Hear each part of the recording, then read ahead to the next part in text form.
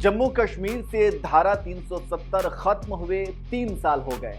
आज से 3 साल पहले कश्मीर को दिए जाने वाला विशेष दर्जा खत्म कर दिया गया था। इसके खत्म होने के बाद जम्मू कश्मीर भी देश के बाकी राज्यों जैसा हो गया। पहले केंद्र के कानून यहाँ लागू नहीं होते थे, लेकिन अब यहाँ केंद्र के 890 केंद्रीय कानूनों को लागू कर दिया गया है। वित्त मंत्री निर्मला सीतारमण ने इस बात की जानकारी दी थी, लेकिन आज खबर है कि जल्द इस मामले में सुप्रीम कोर्ट में सुनवाई होने वाली है। 370 के खिलाफ देश की सबसे बड़ी अदालत में 20 याचिका इसके खिलाफ लगाई है। तो ऐसे में सवाल उठता है कि क्या अब कश्मीर से 370 खत्म हो जाएगा?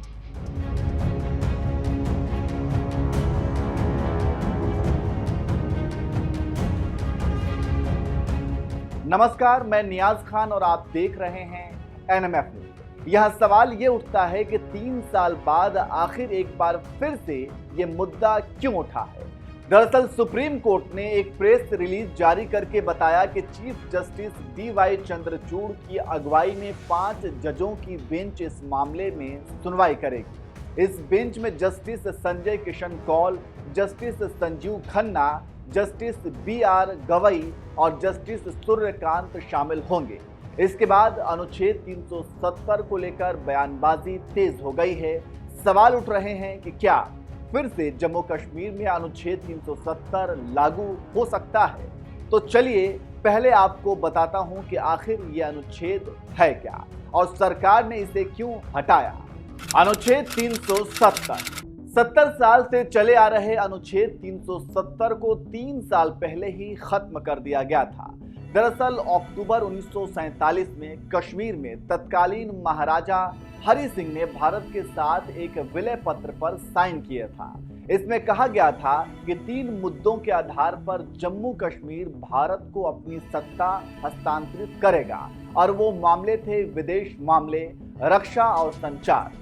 मार्च 1948 में महाराजा ने शेख अब्दुल्ला के साथ मिलकर प्रधानमंत्री के रूप में राज्य में एक अंतरिम सरकार बनाई।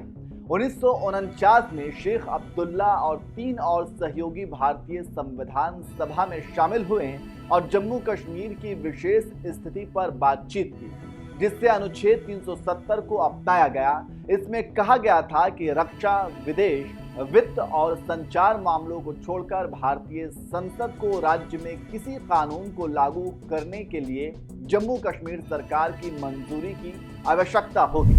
इसके चलते जम्मू और कश्मीर के निवासियों की नागरिकता, संपत्ति के स्वामित्व और मौलिक अधिकारों का कानून शेष भारत में रहने वाले निवासियों से अलग था।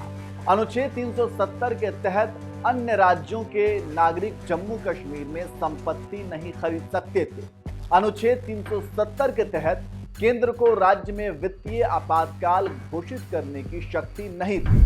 अनुच्छेद 370(1)(c) में उल्लेख किया गया था कि भारतीय संविधान का अनुच्छेद 1 अनुच्छेद 370 के माध्यम से कश्मीर पर लागू होता है। अनुच्छेद 1 संघ के राज्यों को सूचीबद्ध करता है।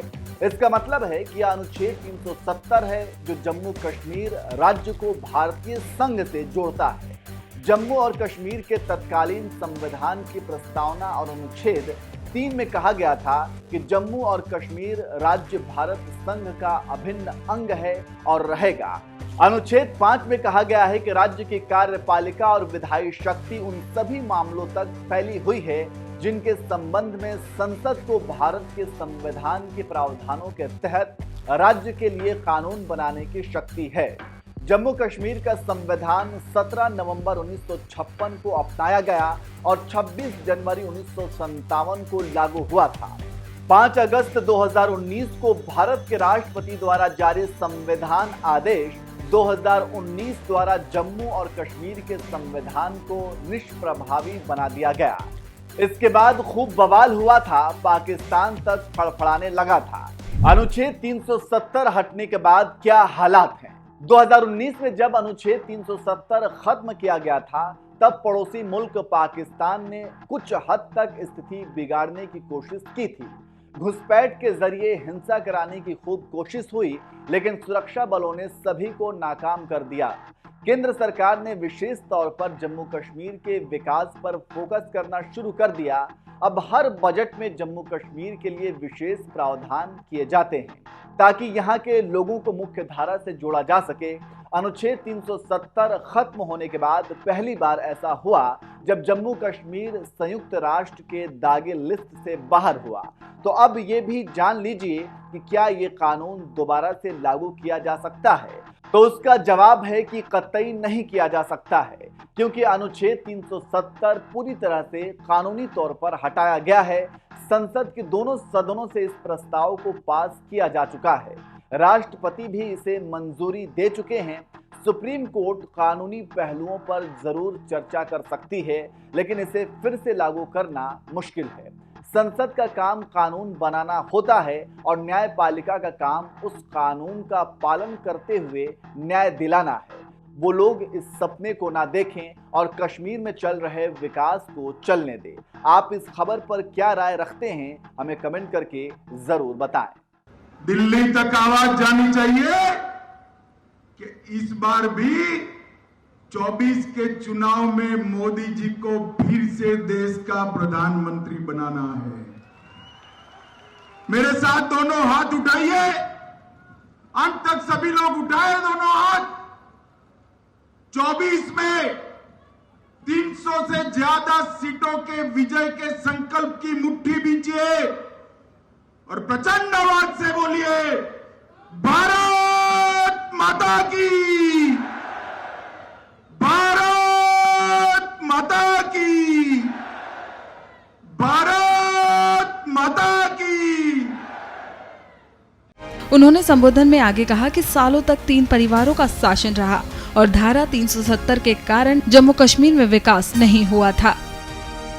मित्रों, मोदी जी के नेतृत्व में नया जम्मू कश्मीर बन रहा है। एक जम्मू कश्मीर में सालों तक 3 परिवारों का शासन रहा, सालों तक, और धारा 370 के कारण जम्मू कश्मीर में विकास नहीं हुआ। 42,000 लोग आतंकवाद की भेंट चढ़ गए और ये लोग कहते हैं हमें धारा 370 संभाल के रखनी चाहिए।